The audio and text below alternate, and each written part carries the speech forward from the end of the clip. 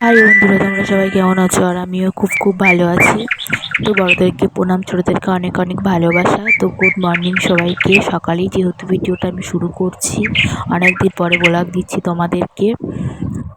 তো অনেক দিন ব্লগ দিইনি, যেহেতু অনেক ব্যস্ততার মধ্যে আছিলাম, ওই জন্য ব্লগ দিইনি। তো আজকে আমি বাপের বাড়ি এসেছি, কদিন এসছি, এক সপ্তাহ হয়ে গেছে, বাড়ি যাওয়ারও সময় হয়ে গেছে। তো ভাবলাম তোমাদেরকে একটা ব্লগ শেয়ার করি।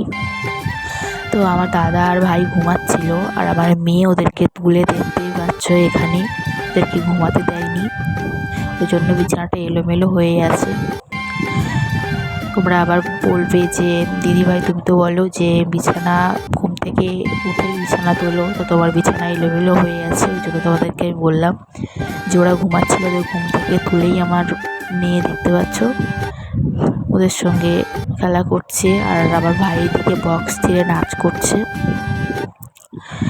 আর ও খুব আনন্দ করছে। আজকে দিনটা আনন্দ করে নিক, আমরা কালকে বাড়ি চলে যাব, যেহেতু অনেকটা দিন হয়ে গেছে। আমরা এসেছি প্রায় 11 থেকে 12 দিন হয়ে গেছে, আর ওখানে আনন্দ করছে।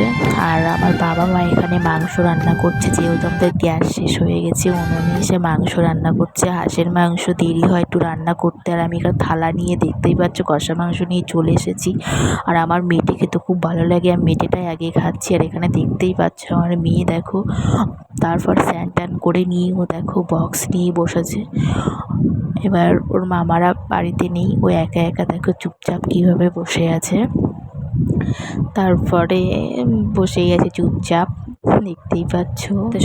অনেক বকবক করে ফেললাম, ভালো বন্ধুরা আর বকবক করবো না, এই লাইক কমেন্ট শেয়ার করো, আর কিছু বলবো না, এই পর্যন্তই। অবশ্যই সাবস্ক্রাইব করে দিও। আসছে, বাই বাই, সবাই ভালো থেকো।